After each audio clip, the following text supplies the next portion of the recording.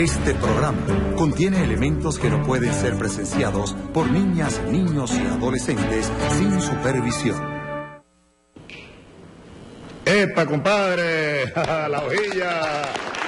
Estamos en la hojilla. Hojilla, ¿cómo te dice la propaganda aquella, Nicolás? Hojilla raspapalante, que duran hasta que aguante. Mario, ¿qué tal? ¿Cómo está la hojilla hoy, chicos? Anoche te estábamos viendo. Fidel no se pierde la hojilla. Rumbo al socialismo, con Chávez, todos somos sus hijos e hijas. El pueblo es el hijo de Chávez. Empezar para la hojilla, para la continuidad de... La hojilla. Bueno, la hojilla es el programa más visto de la televisión venezolana, sin lugar a dudas. No lo digo yo, lo dicen los números. El programa con más credibilidad que hay. Y Mario Silva es un gladiador, amado por el comandante Chávez. Mario Silva, amado por Chávez, valiente, gladiador, inteligente gladiador, él y todo su equipo. Así que honor a Mario Silva y a su programa La Hojilla, que en vida del comandante Chávez en este planeta, digamos, en vida terrenal, bueno, lo defendió con todo, pues, con todo, con los codos, con las uñas, con la verdad, con todo, siempre lo defendió. Gracias, Mario Silva, gracias, hermano. Gracias, Prepárense.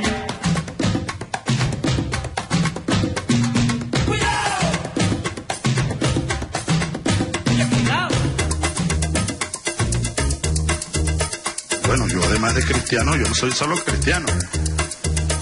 Yo soy un revolucionario y también soy marxista. Asumo el marxismo. Evolución es sentido del momento histórico. Es cambiar todo lo que debe ser cambiado. Es igualdad y libertad plena.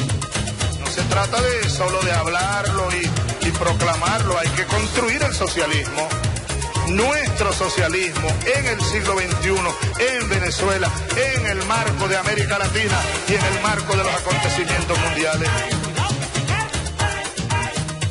La utopía está en el horizonte. Yo sé muy bien que nunca la alcanzaré, que si yo camino 10 pasos, ella se alejará 10 pasos. Cuanto más la busque, menos la encontraré, porque ella se va alejando a medida que yo me acerco. Y entonces, ¿para qué sirve la utopía? Pues la utopía sirve para eso, para caminar.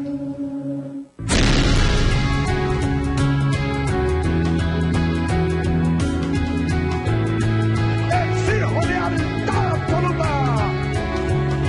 Porque yo no soy yo, no soy un individuo, yo soy un pueblo, carajo.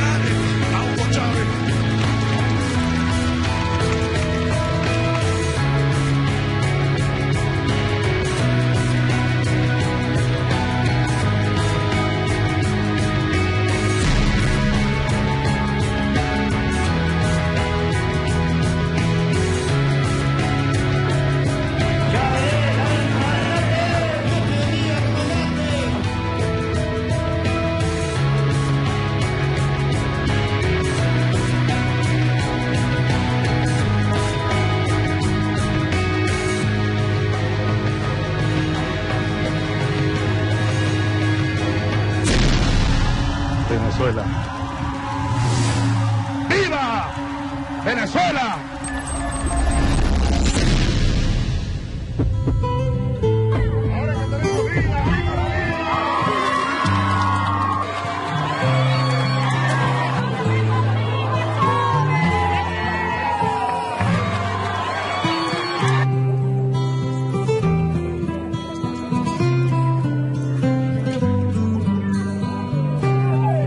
Celebremos la Navidad en Revolución. Compartamos con los más necesitados. Tenemos que aprovechar la Navidad para fortalecernos en los valores de Cristo, la solidaridad, el amor, y desprendernos de pecados. Yo pecador me confieso, desprendernos de egoísmo y disponernos a vivir lo que nos queda de verdad como humanos, llenos de amor, llenos de solidaridad, llenos de esperanza, llenos de fe. Anidemos el amor, el perdón y la solidaridad en nuestros corazones. Hoy solo quiero volar libre y testimoniar ante el mundo que la libertad es un don incalculable.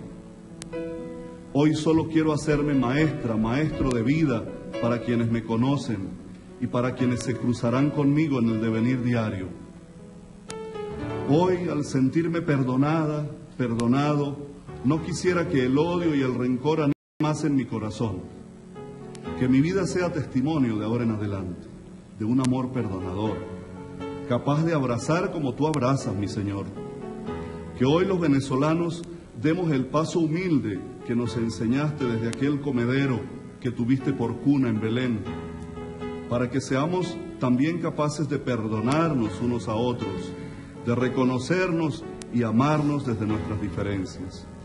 El rostro de los excluidos, de los damnificados, nos está preguntando en este tiempo santo, como preguntaste a Caín: ¿dónde está tu hermano?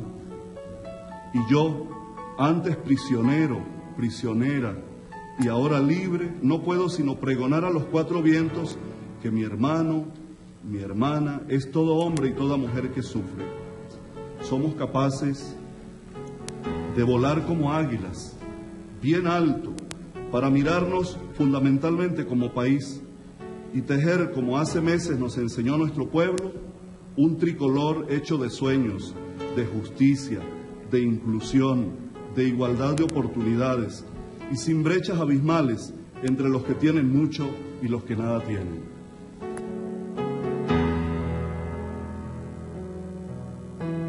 ¡Comandante, amigo! Por una mejor Venezuela para todos. Para vivir viviendo.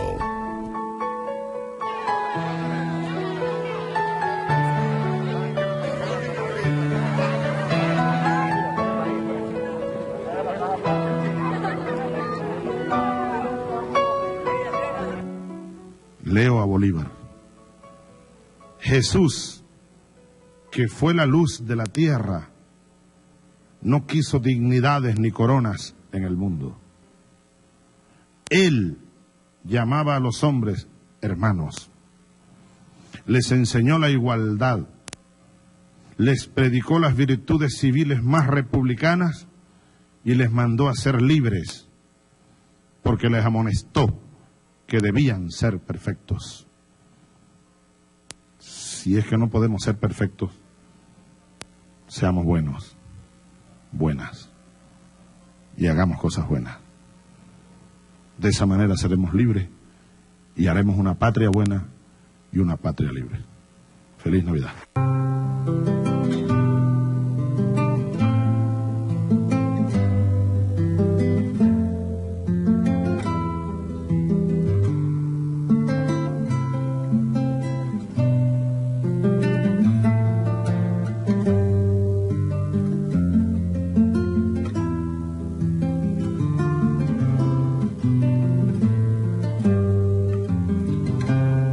El fin de año huele a compras, enhorabuenas y postales con votos de renovación. Y yo que sé del otro mundo que pide vida en los portales, me doy a hacer una canción. La gente luce estar de acuerdo, maravillosamente todo parece afín al celebrar. Unos festejan sus millones, otros la camisita limpia, y hay quien no sabe qué es brindar. canción no es del cielo, las estrellas, la luna, porque a ti te la entrego, que no tienes ninguna. Mi canción no es tan solo de quien pueda escucharla, porque a veces el sordo lleva más para amarla.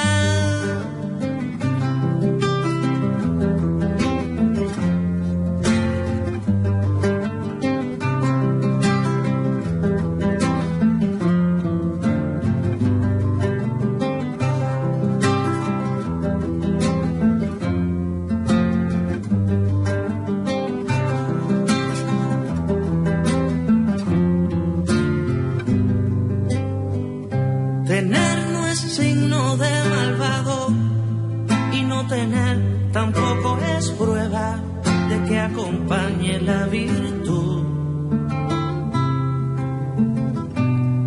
Pero el que nace bien parado en procurarse lo que anhela no tiene que invertir salud. Por eso canto a quien no escucha, a quien no dejan escucharme, a quien ya nunca me escucho, al que en su cotidiana lucha me da razones para amarle, aquel que nadie le cantó. Mi canción no es del cielo, las estrellas, la luna, porque a ti te la entrego, que no tienes ninguna. Mi canción no es tan solo de quien pueda escuchar,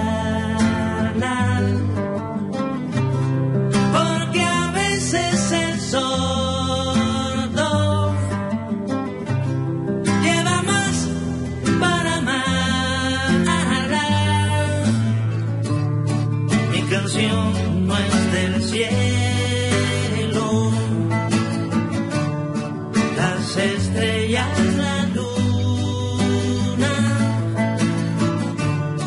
porque a ti te la entrego,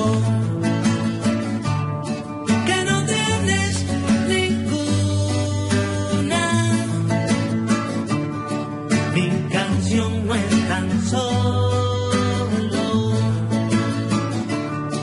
de quien pueda escucharla, porque a veces el sordo lleva más para amarla.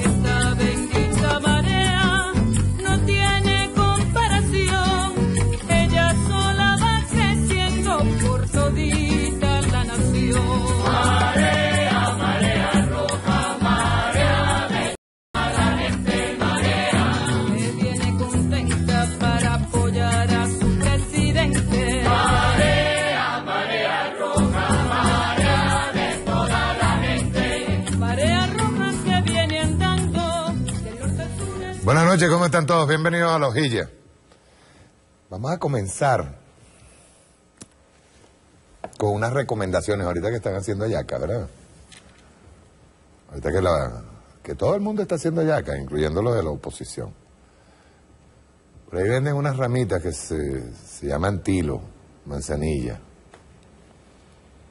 ¿verdad? Y es bien bueno, bien saludable que los señores de la oposición se tomen unos tilitos y una manzanilla. Tómensela, quédense tranquilos, disfruten la Navidad. Estoy empezando por ellos, ¿no? Por ahí hubo una rueda de prensa, no, ni siquiera la voy a comentar. Y el señor Chuo Torrealba, entonces estaban hablando una serie de cuestiones, ¿no? Pero hay una nota de prensa del Tribunal Supremo de Justicia que le aclara todo esto al señor Chuo. Quédese tranquilito, Chuo. Es más, creo que venden el polvito así de tilo y el de manzanilla, se lo echa así a la masa con las hallacas, ¿no? Cómaselo con tranquilidad. Dice aquí, Sala Electoral no ha recibido ninguna impugnación sobre elecciones parlamentarias del 6 de diciembre. El Tribunal Supremo de Justicia informa a la opinión pública que la Sala Electoral no ha recibido ninguna acción judicial esta semana con el objeto de impugnar los resultados de las elecciones parlamentarias realizadas el pasado 6 de diciembre en el territorio venezolano. La presente aclaratoria obedece a declaraciones ofrecidas por voceros políticos y a falsas informaciones que de forma irresponsable han puesto a circular a algunas ciudadanas y ciudadanos de las redes sociales que en nada contribuyen con el clima de paz y tranquilidad que reina en el país. Para finalizar, el máximo juzgado agregó que la Sala Electoral esta semana no ha dado despacho ni se ha recibido amparos, que sería la excepción al mismo, con lo cual también se desmienten informaciones infundadas y malsanas en este sentido. A esto yo agrego unas declaraciones que dio Lilian Tintori. La señora Lilian Tintori dice que los primeros 6 meses del 2016, con consulta constitucional y popular, se evaluará cómo lograr el cambio político tal como previmos cuando impulsamos la propuesta de la salida, cuyo objetivo era buscar una solución al desastre mediante la participación activa de los venezolanos en decidir cuál de los mecanismos constitucionales, la renuncia, la constituyente, la enmienda o el revocatorio es el más idóneo para lograr el cambio. Ustedes saben por dónde van, no necesito recordarse.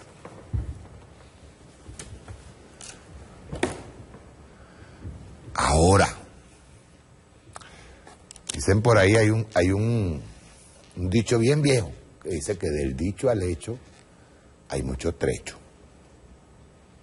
Yo sé, pues se los digo. Señora Lilian Tintori, quédese tranquilita, llévele una hallaca ahí a Leopoldo, que se coma sus hallaquitas también.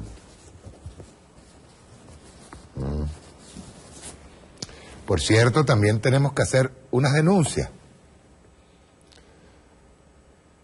Y esto es bueno también que algunos dueños de comercio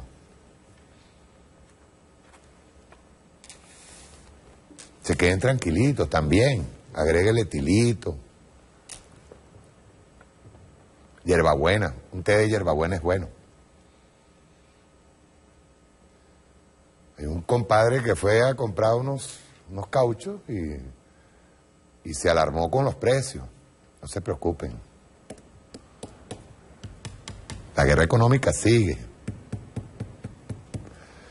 Y cuando le dijo al señor, pues le reclamó al cauchero, al dueño de la cauchera, pues, que por qué estaban esos precios, el de la cauchera, así como en tono cómplice, ¿no? Porque hay varios que andan como alterados, andan como crecidos.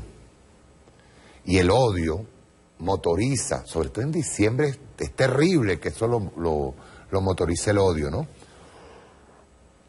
Y el odio está motorizando actitudes que son francamente detestables, ¿no? Entonces le dicen así, no te preocupes que el 5 de enero cae este gobierno. Está bien. Está bien. Así que el 5 de enero nosotros caemos. Está bien.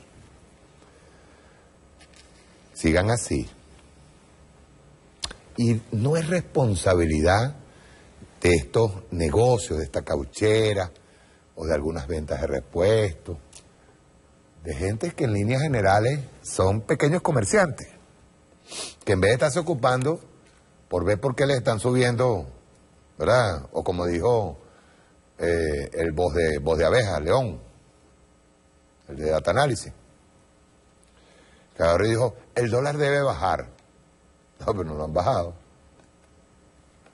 No, el dólar de ellos, con el que salen a comprar ahorita, están vendiendo y están haciendo su agosto a costa de los pendejos que creían que ellos, lo que prometieron, que las colas se iban a acabar cuando ellos están acelerando el proceso de guerra económica. Vamos a ver cuánto les va a durar. Vamos a ver cuánto les va a durar. Tanto da cántaro hasta que se derrama la leche, dicen por allí. Por otro lado, en Charallave, aquí cerquita, esto es una denuncia que la hago formal, en el terminal de pasajeros de Charallave, hay rabia, y es una rabia justificada, ¿no? Porque llegan los fines de semana o días festivos, y quienes trabajan allí, que tienen licencia para trabajar dentro del terminal, se van, empiezan a cobrar lo que eran 80, 90, 100 bolívares, lo están cobrando a 500, si es que tienen que hacer algún tipo de trabajo en Caracas, ¿no? Pero lo que es peor, hay carros, y eso sí tenemos que verlo, mira, con lupa, hay carros de Misión Transporte, que dicen Misión Transporte, que están estacionados, y obviamente toda la culpa le cae a Nicolás, al presidente. Habría que ver quiénes son los responsables que tienen esos vehículos allí, estacionados en un patio y no los ponen a trabajar. Porque la Misión Transporte precisamente es para eso, para que no se siga especulando con el transporte. La Misión Alimentación es para que no se siga especulando con la comida. ¿Verdad? Hay muchas cosas que nosotros tenemos que enmendar. Muchas cosas. Nuestra canciller Delcy Rodríguez se presentó en Paraguay, en Asunción, a Mercosur. Porque el señor Macri, que sigue, también está envalentonado, y el señor Macri debería estarse preocupando por Argentina. Todas las medidas que ha ido rauda y veloz tratando de ejecutar están recibiendo una resistencia del pueblo argentino que está en las calles. Hasta llegaron a culpar o a tratar de imputar a Evedo Bonafini, personaje muy querido en las luchas sociales en América Latina y el mundo, porque recuerda lo que es la dictadura. Y el señor Macri llega a la cumbre de Mercosur pidiendo que liberen a Leopoldo, casi que llegó de la mano de Lilian Tintori. Así inaugura el gobierno el señor Macri, pero hubo una respuesta excelente por parte, excelente por parte de Delcy Rodríguez, nuestra canciller. Me encantó. El señor Macri no le quedó más remedio que poner su sonrisa cínica, pero es que le dio en la madre. Los pueblos de Latinoamérica no van a permitir que regresen las medidas del neoliberalismo. Se los estamos advirtiendo. Los americanos están en este momento alertas. Alertas. Vamos a ver, primer video, la intervención de nuestra canciller Delcy Rodríguez en Asunción, Paraguay, en representación del gobierno venezolano en la cumbre de Mercosur. Excelente respuesta. Rueda.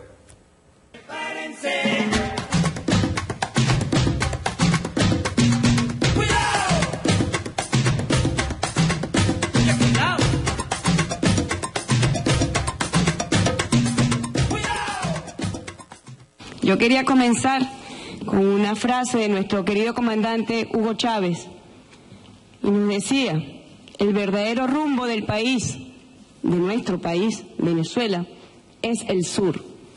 Y eso está escrito y grabado con páginas heroicas en las páginas de nuestra historia. Y cuando nosotros revisamos la historia de nuestros países, sabemos que está labrada y cimentada en páginas de gloria, en páginas de héroes, en páginas de nuestros libertadores. Simón Bolívar, al frente de ellos. Nos sentimos orgullosos de ser suramericanos y nos sentimos también orgullosos por encima de las dificultades y más allá de las deficiencias, como bien lo habló el presidente, nuestro querido presidente Tabaré, más allá de las deficiencias, de los errores, nos sentimos profundamente orgullosos de ser suramericanos. Cuando pensamos en el papel de Venezuela en el Mercosur, yo quiero incluso superar el economicismo.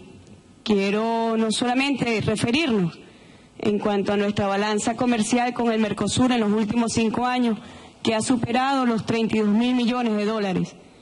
Quiero referirnos a lo que labraron también nuestros gigantes del sur, el comandante Chávez, nuestro querido expresidente Lula da Silva, el presidente Néstor Kirchner, lo que supuso el reimpulso en el Mercosur social también, la consideración a las voces de nuestros pueblos, de nuestros movimientos sociales, de los trabajadores, de los afrodescendientes, de los indígenas, de la igualdad de género. El papel de Venezuela en el Mercosur ha sido una posición que contradice dos modelos. ¿Qué modelo queremos nosotros construir desde el sur? Y decíamos ayer cómo nos relacionamos externamente. Y ese relacionamiento externo nos lleva también a mirar hacia nosotros mismos, nos lleva a mirar hacia nuestros procesos de consolidación, de integración y de unión. La integración no es un mero método de trabajo. La integración también supone ideologías. Cómo nos unimos y cómo nos integramos.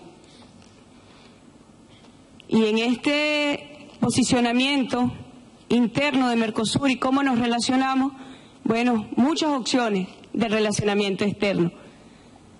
Cómo nos articulamos con América Latina, cómo nos articulamos en una zona económica con el Caribe, con los países del ALBA. La crisis global del mundo, de la economía global. Yo escuchaba antes de entrar a esta reunión a los mandatarios hablando de la situación económica global. ¿Cómo se resuelve esa crisis global? Recientemente vimos una decisión de la Reserva Federal de los Estados Unidos que amplió la base para el cálculo de su tasa de interés. Y eso tiene impacto sobre nuestras economías, sin duda alguna, sobre nuestras reservas internacionales. El comandante Chávez hablaba del círculo perverso y vicioso de las reservas internacionales y cómo nosotros nos relacionamos con los centros financieros, de cómo nuestras reservas internacionales eran secundadas por tasas de intereses bajas y con ese mismo dinero lo prestaban a nuestros países a altísimas tasas de interés. Los mecanismos perversos del capital financiero internacional. ¿Cómo va a resolver Europa su crisis de sobreproducción? ¿Cómo?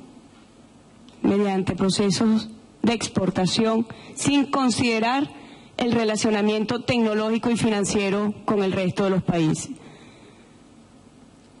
otros relacionamientos, ayer lo decíamos, cómo nos relacionamos con los polos emergentes como los BRICS, de los cuales como suramericanos sentimos orgullo de que Brasil forme parte de ese mundo emergente, que va abriendo caminos en la construcción de un mundo pluripolar. ¿Cómo nos articulamos?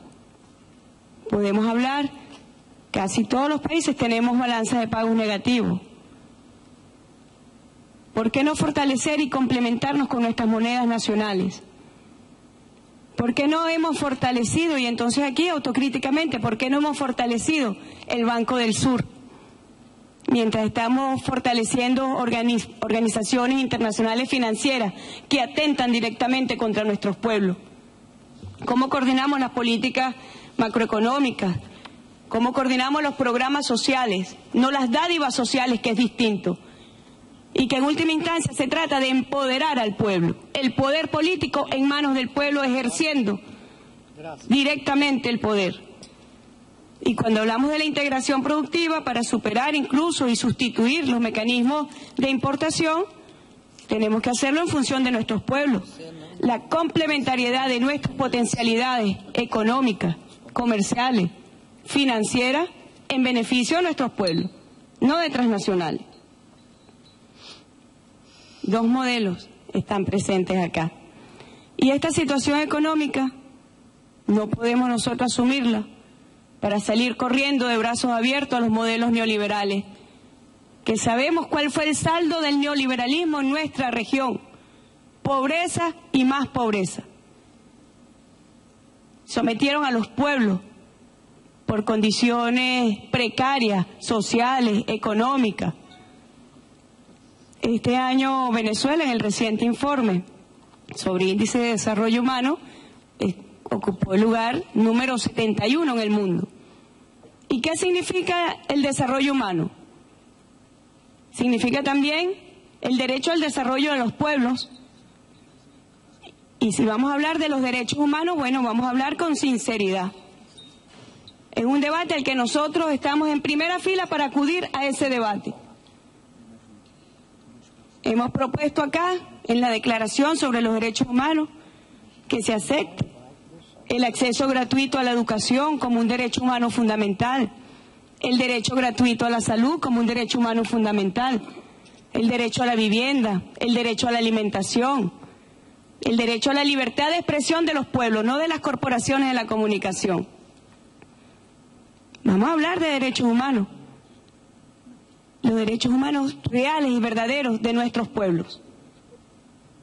Yo me voy a permitir, tengo que responderle, presidente Macri, porque usted se refirió a Venezuela. Y yo no estoy hablando como un canciller, yo estoy hablando en nombre del pueblo de Venezuela y en nombre del presidente de la República, Nicolás Maduro Moros. Usted está haciendo injerencismo sobre los asuntos de Venezuela. Pero yo le voy a explicar. Usted está defendiendo a esta persona, nosotros lo sabemos, porque además lo ha hecho expresamente. Usted está defendiendo este tipo de manifestación. Usted está defendiendo esta violencia política. Bazucas fueron usados en las supuestas manifestaciones durante el año 2014 en Venezuela. No sé si habían visto estas imágenes. Usaron bazucas. Esta foto no la tomó el gobierno. La tomó la agencia internacional AFP. Fueron las manifestaciones pacíficas, las protestas pacíficas durante el año 2014, para los que no lo habían visto. Incendiaron el Ministerio Público, incendiaron servicios públicos esenciales. Tuvimos que evacuar una institución de educación para niños entre 2 y 5 años asfixiados, porque fueron incendiados. Incendiados camiones de basura, de comida. Servicios públicos esenciales. Atentaron contra el acceso de los y las venezolanas al servicio de alimentación, al servicio de educación. 19 universidades fueron incendiadas en las manifestaciones pacíficas. Y bueno, en Venezuela existen poderes públicos independientes que deben ser respetados por la comunidad internacional. Si es que realmente respetamos los principios que fundamentan el derecho internacional público, como el derecho a la no injerencia en los asuntos internos, el derecho a la autodeterminación de los pueblos, el derecho a la igualdad soberana de los estados. Y ante esta situación actuó el Poder Judicial. Yo entiendo que el presidente Macri quiera pedir la libertad para estos violentos. Lo entiendo porque sé que uno de sus primeros anuncios ha sido liberar a los responsables de las torturas, desapariciones y asesinatos durante la dictadura en Argentina. Lo comprendo. No es la primera vez. Sabemos que también en su ejercicio usted ha vetado leyes contra el trato injusto, la tortura y las desapariciones forzadas. Lo entiendo.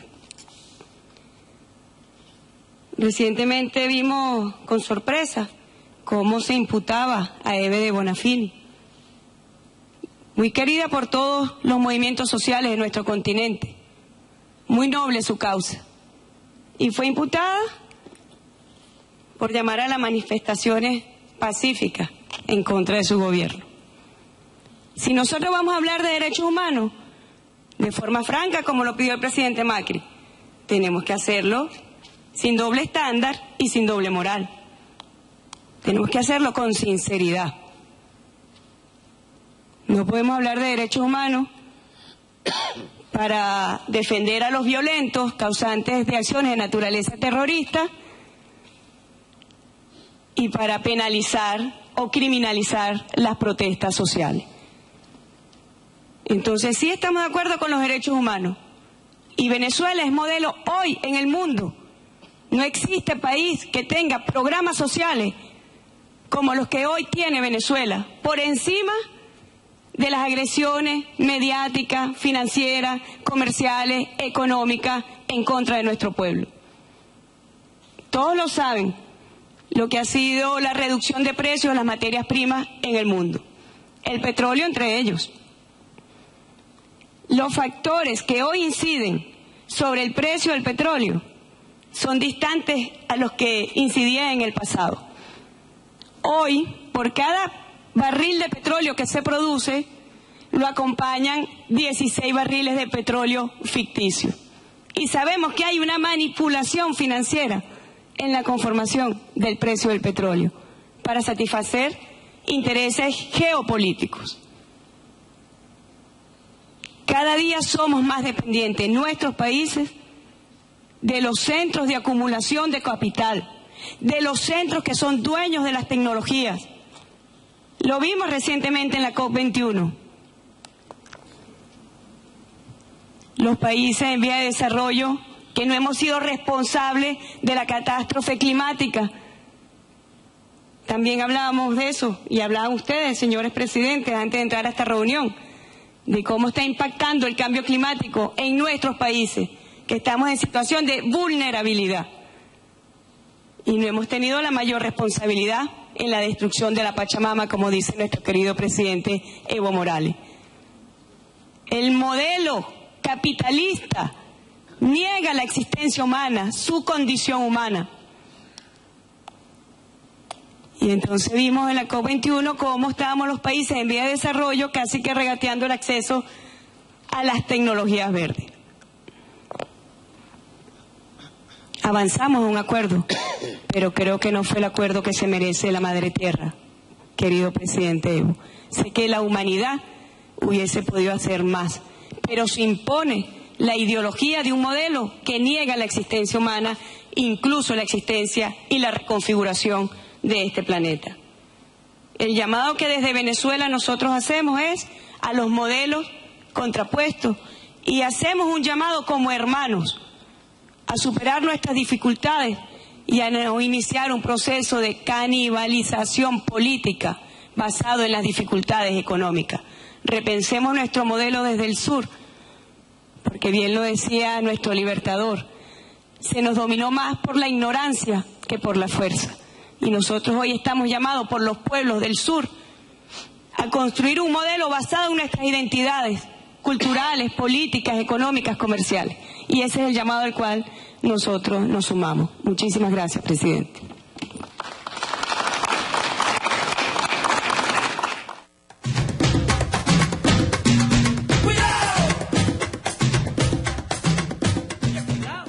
Hay cosas que precisamente por el respeto de nuestro gobierno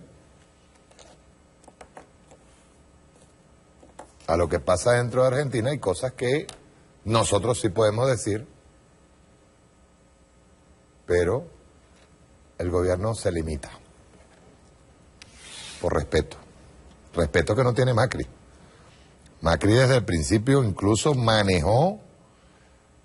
se manejó siempre igual que Rajoy, se manejó igual que los países, que la misma Colombia se manejaron en el marco de atacar a Venezuela. La más bestial campaña de descalificación en contra de Venezuela. Esto es bueno que lo digamos. Pero hay otras cosas que están sucediendo en Argentina que no las dice allí Delcy por respeto. Macri comenzó prácticamente su gobierno con un arsenal de protesta. Porque ya de hecho Macri, sus primeras medidas, una es la liberación del dólar. Políticas neoliberales. La flexibilización de las políticas de los empresarios argentinos, que no tienen nada que ver con los avances sociales que hubo en Argentina durante todos estos años, en los gobiernos de Néstor y de Cristina Kirchner, de Cristina Fernández, que amenaza con esta nueva arremetida del neoliberalismo en América Latina, amenaza contra todos nuestros países. No dice Macri, él sale a defender a un tipo que el otro día yo saqué las cuentas, está pagando 100 y pico de días única y exclusivamente por cada muerto que hubo con la salida. Eso no lo dice Lilian Tintori, ni lo dice Macri, por supuesto. Porque la derecha internacional está en eso. Están tratando de tomar terreno de nuevo en América Latina. Lo que pasa es que una cosa es toda esa ilusión, que no está nada más en Argentina, la ilusión que vendieron aquí, la ilusión que vendieron los señores diputados que llegaron a la Asamblea Nacional, y otra cosa es la verdad. Habría que preguntarle a Chu y al mismo Ramos Ayub y a todos estos, habría que preguntarle en este momento por qué no se han acabado las colas. Y habría que preguntar en este momento por qué nosotros, según ellos, nosotros no tenemos una guerra económica. Eso parece que Macri lo pasa por alto. Repito, su gobierno entra con un plomo en el ala. Su gobierno. Amén de lo que dijo allí Delcy, que es bien importante, que es el veto a las leyes que se puedan aprobar para castigar a los culpables de la dictadura.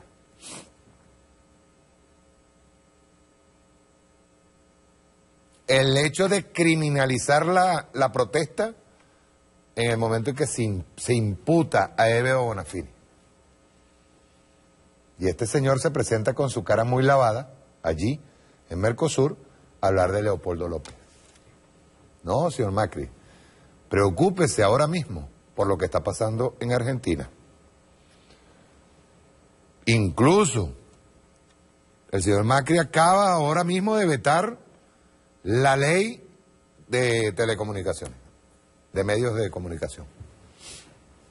¿Por qué? Porque le debe. ¿Qué es lo que pasa con cada uno de estos señores? Que le deben, real y cuartillo, se lo deben a toda a la oligarquía argentina, y aquí se lo deben a la oligarquía venezolana y se lo deben a Estados Unidos. Eso es lo que está sucediendo. Es simple. Y ellos tienen que acelerar el proceso. Tienen que acelerar el proceso de liberalización o neoliberalización del mercado otra vez. Aquella propuesta, ¿cómo era que decía el filósofo argentino? Decía la del vaso lleno. Cuando se llena el vaso, entonces todo lo que se derrame es lo que va para los pobres. Resulta que o se consiguen un vaso muy grande o se roban todos los recursos de un Estado. Y ya los pueblos de América Latina no son pendejos. Los pueblos de América Latina están claros. Nosotros repetimos, o sea, nosotros tuvimos aquí, y Argentina no fue menos, tuvimos una campaña internacional y nacional de descalificación, pero terrible, horrorosa. Horrorosa.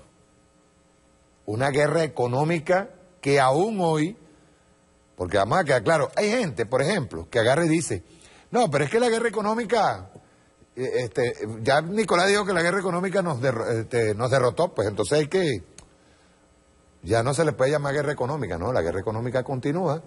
¿O es que ustedes creen que el objeto de la guerra económica y de todo de toda esta campaña de descalificación era única y exclusivamente para ganar las parlamentarias? No.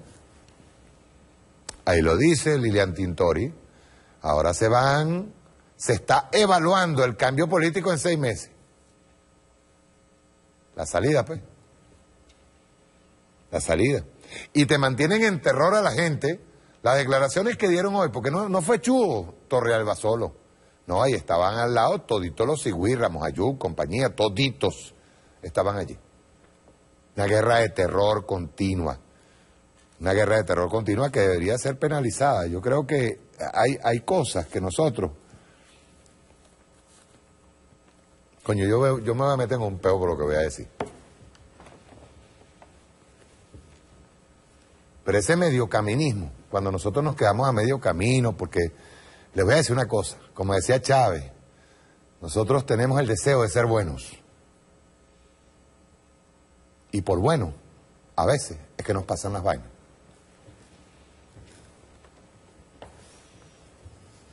Ellos violan la ley como les da la gana. La violó Enrique Capriles al desconocer las elecciones presidenciales y al llamar a la rechera. Y nos mataron gente. Y Enrique Capriles está ahí, en la gobernación.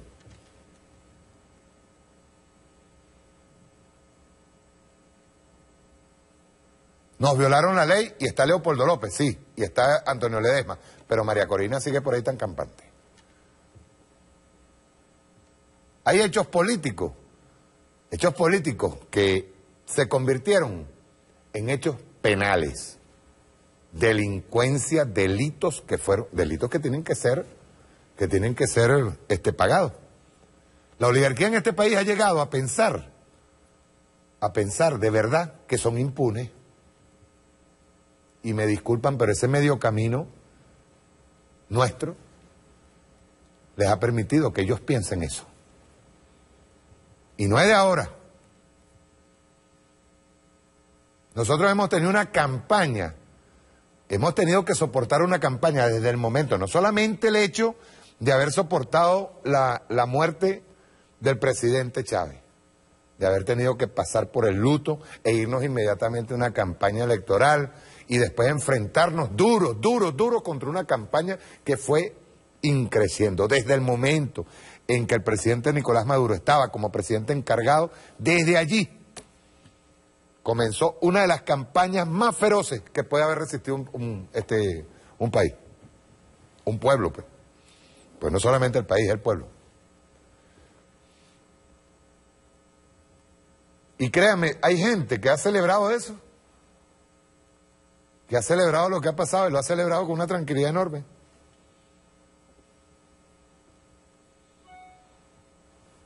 Es terrible, pero hay que decirlo. Con esto de Macri y ese unido a Rajoy, una bestia, que por cierto ahorita la está pagando. Yo no soy, Podemos no es santo de mi devoción, pero detrás del hecho de que Podemos avance está el hecho de que hay un pueblo que está avanzando en España y que está pensando que el PSOE y el PP son un par de partidos fascistas. Ya por lo menos ahí hay un avance del pueblo español. El hecho de que Macri haya llegado al poder y entrando al poder, primero que trató y pretendió, después de la campaña de descalificación tan grande que le tiró a Cristina, él pretendía que, o sea, a través del Tribunal Supremo, de allá, no, ya lo tengo acá, gracias. Entonces, el hecho claro es que también, y hay que ponerlo a ver, el Tribunal Supremo, de allá, le puso un término a Cristina. O sea, que Cristina iba a entregar habiéndosele vencido el mandato. Una forma de humillar. La derecha es así. La derecha regresa es matando. Regresa es con los colmillos sedientos de sangre. Y eso es lo que está pasando aquí. Cuando vemos un Chodo Torrealba haciendo lo que hizo hoy, ya sabemos por dónde vienen. No solamente el hecho de ganar la asamblea, no, ellos vienen por más. Y hay que estar claro. Hay que estar claro con lo que vienen. Hay un artículo en Misión Verdad de Jesús Ernesto Parra con respecto a esta intervención haciendo un paralelismo también con lo nuestro, ¿no? Que es bien interesante. Dice Parra, perdón, para el segmento de votantes opositores o abstencionistas que comulgan con el espejismo publicitario del país del diálogo, donde Capriles, Radonsky y Ramos Ayub repartirán panes y peces a los pobres del país a ritmo de Chino y Nacho. Lo que pasó en la cumbre de Mercosur despeja cualquier duda de lo que se avecina para el continente y además despertará del sueño a más de uno de los que pensaron que volviendo los adecos al poder en Venezuela se viviría mejor. Está bueno entenderlo. Y contra todo pronóstico, esta aclaratoria atronadora vino de un miembro del gabinete bolivariano, reciente víctima del voto castigo. Fue la canciller Delcy Rodríguez, la que apuntó directo al rostro del adversario y definió no solo sus intenciones, sino también su verdadera cara política.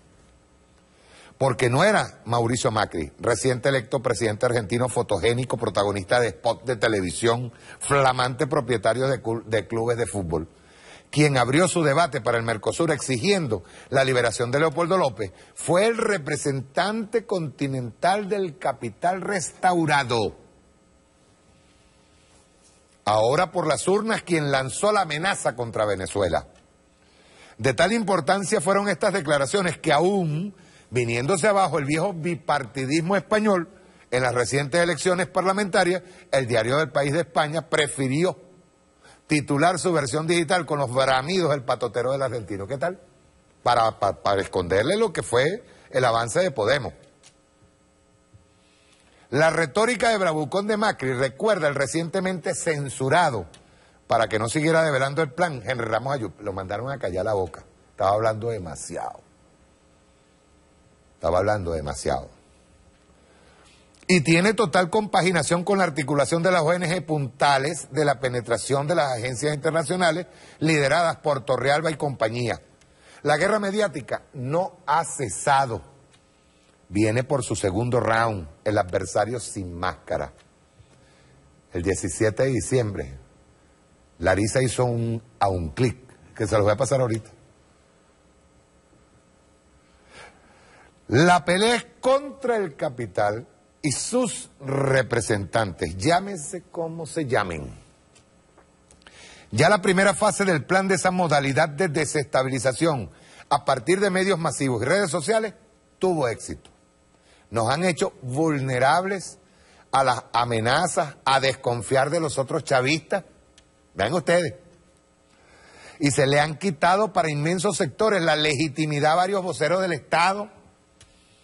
Lograron transferir las culpas del acaparamiento y especulación a la acción presidencial.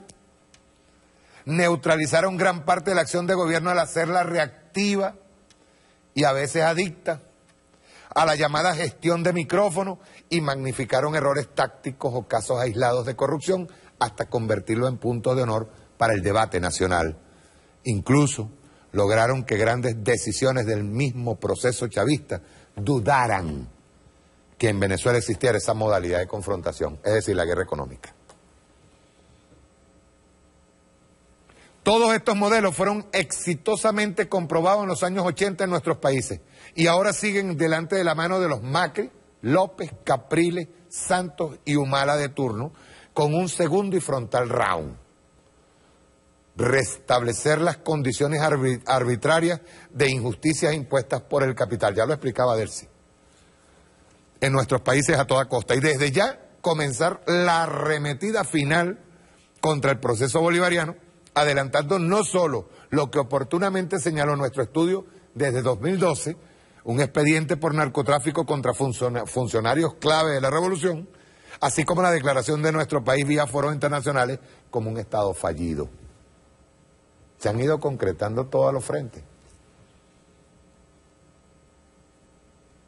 Y curiosamente, fue eso lo que con sencillez recordó y apuntó Delcy Rodríguez en el foro de Mercosur.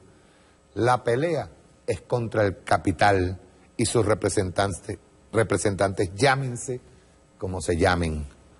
Incluso dentro de nuestras propias filas y más allá, lejos, en los laberintos de la historia, de cualquier coyuntura electoral o aglutinamiento en torno a cargos de elección alguno, la pelea es la misma de siempre y vienen con todo. Pero si respondemos con claridad, sin dudas existenciales, y apuntando al rostro del enemigo de los pueblos, esta vez el final del cuento puede ser otro. Ya está pasando en Argentina. Está pasando en Argentina. Hay una respuesta popular. Y está pasando con nosotros. Hay movilización de los sindicatos, hay movilización de la gente de Corpolet, hay movilización de la gente de CanTV, hay movilización nuestra de los obreros. Aquí no se trata de estar confrontando, y luego les voy a leer otro artículo, internamente. No, tenemos un enemigo común ahí en todo el frente. Y les voy a decir algo, antes de pasar el video de Larissa, porque el enemigo está cada día más tecnificado. Y si nosotros no lo vemos, por ejemplo, ayer era lo de Miss Universo, ustedes se dieron cuenta cómo agarró supuestamente y llegó, ganó Colombia y luego pusieron a Filipinas. Lo digo porque yo no lo estaba viendo, hoy me pasaron los chismes. Ganó Colombia y de repente dicen, no, mi Filipinas, que era mi Filipinas era la que tenía que ganar. O todavía nosotros nos vamos a caer a coba. ¿Ustedes no se han dado cuenta de las preguntas que hicieron en el Miss Universo? ¿No la vieron? ¿No lo vieron? Antes, en la presentación de las Misses, Miss Estados Unidos, le preguntan que qué le parece a ella las intervenciones militares de Estados Unidos en otros pueblos, y ella, sin ni corta ni perezosa, dijo que eso era lo mejor, porque Estados Unidos es el adalid de la justicia y de toda vaina. Pues, nos agarraron, o sea, hasta ustedes no se han dado cuenta, Grammy, Oscar, hasta los de Miss Universo lo están tomando para esa vaina, para atacar a los países que se están liberando. Entonces llega mi Filipina, y ¿saben cuál fue la pregunta a mi Filipina? ¿Qué pensaba ella? Que Estados Unidos montara una base en Filipinas. Y la señora dijo que sí, porque eran amigos.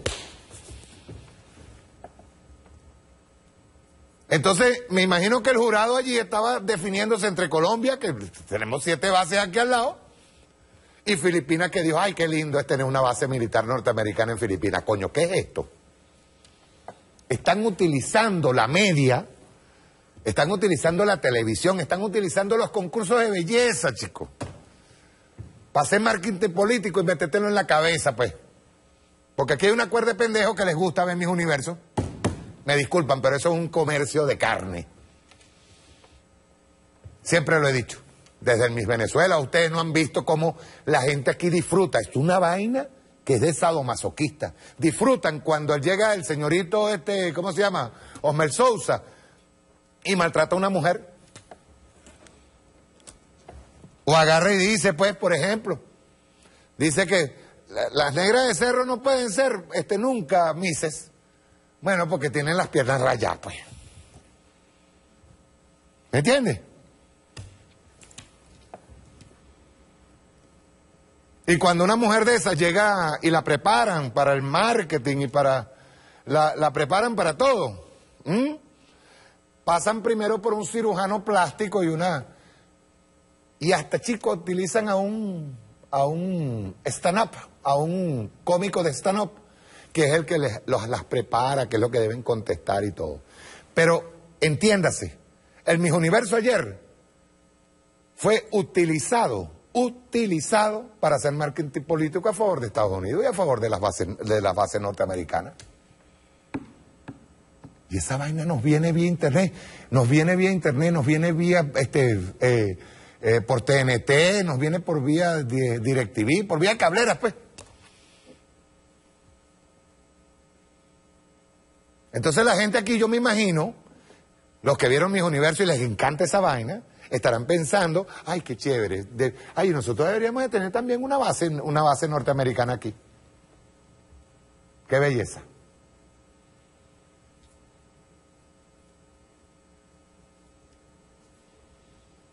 Se vienen ahora con todo, porque tienen internet, tienen por todos lados. Si nosotros no despertamos la conciencia, compadre, estamos jodidos.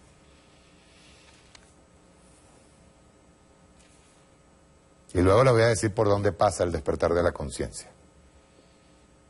Luego se lo voy a decir clarito. Nosotros tenemos un pueblo que está despierto, que sabe que tiene enfrente algo peligroso, pero no lo define porque no tiene rostro. No logra entenderlo. No lo está definiendo y nosotros, como comunicadores, no terminamos de enseñárselo.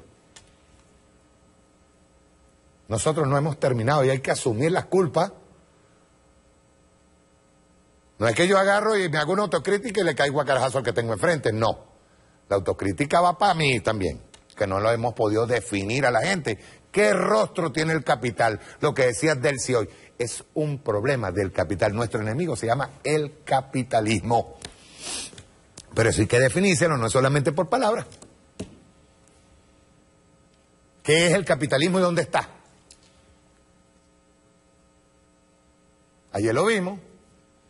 Está lleno de oropel y lentejuelas. Te aparecen toditas las misas y respondiéndote que sí. Ay, ojalá en mi país hubiera una base norteamericana. Coño, qué bueno. Y para remate, a la que contestó eso, primero que le dieron una cachetada a la colombiana, porque agarré y decirle, ¡Miss Colombia! Y después agarré y decir, ¡Miss Filipina! Era obvio. Mi Filipina era la ganadora. Si agarró y dijo, ¡ay, qué lindo y qué chévere son los norteamericanos que tienen una base en mi país! ¿Quién más iba a ganar? Igual como el idiota aquel que apareció con Chino y Nacho una vez, en la entrega de los premios Grammy, ¿era, compa? En los Grammy, un tipo que jamás en su puta vida ni sabe dónde queda Venezuela. Entonces sale diciendo, el Oscar fue, y diciendo ahí, desde el Oscar, yo apoyo a la gente de Venezuela. Ese carajo no sabe ni siquiera dónde está parado. La droga lo tiene loco. Y lo ponen con una banderita de Venezuela, igualito como apareció Chino y Nacho. Coño, qué bola, que Venezuela. En eso andamos. Nos tienen la media montada, lo que es hasta los espectáculos. ¿O no recuerdan ustedes aquello? ¿Cómo fue la campaña aquella? Es que nos han dado con todo, compadre. Efecto eco. ¿Se acuerdan del efecto eco? Donde aparecían en este momento están matando yo no sé qué. Pero ese momentico ya. Jared Leto se llamaba el actor. Ese no conoce, ese no sabe ni dónde queda La Guaira. Nunca ha visto a Venezuela, no sabe ni qué es eso. A él le dijeron, antes de salir, después ni fa cocaína, le dijeron, epa, sal ahí y habla a favor de esa dictadura. O sea, habla y di que en Venezuela hay una dictadura y estás a favor de Leopoldo López. Una vaina así. La locura. Tomaron entretenimiento, tomaron todo para reventarnos la vida. No crearon hasta un juego de Leopoldo López y Lilian Tintori, un muñequito. ¿Cómo se llamaba la salida de paso del juego? O por ejemplo aquello, ¿cómo se llama aquel juego en donde había que entrar a Venezuela, en donde estaba Chávez, ese dictador, y Mercenarios 2? ¿Ah? Así como se lo hicieron a Cuba. La guerra esta no tiene rostro. Nos las están metiendo así poquito a poco y tenemos una juventud a la que tenemos que sentarnos y conversar muy largo y detenidamente con ellos para que vean qué es lo que viene. ¿A usted les parece normal que llegue mi Filipinas y agarre y diga que Filipinas y Estados Unidos son amigos? Entonces sí, que no hay problema, porque Estados Unidos ayuda a todos, entonces nos pueden poner una base militar en tu propio país, no joda. O cuando los adecos y copellanos tenían metidos aquí a representantes norteamericanos de la CIA y del Departamento de Estado, del Departamento de Defensa en Fuerte Tiuna. ¿Qué es eso? En pleno golpe de Estado, el 11 de abril. Vamos a ver un clip, porque yo quiero terminar haciendo la lectura de un artículo, pero quiero que lo vean bien. El análisis que hace Larisa sobre el nuevo ataque que se nos viene por encima es extraordinario. Vamos a verlo, rueda.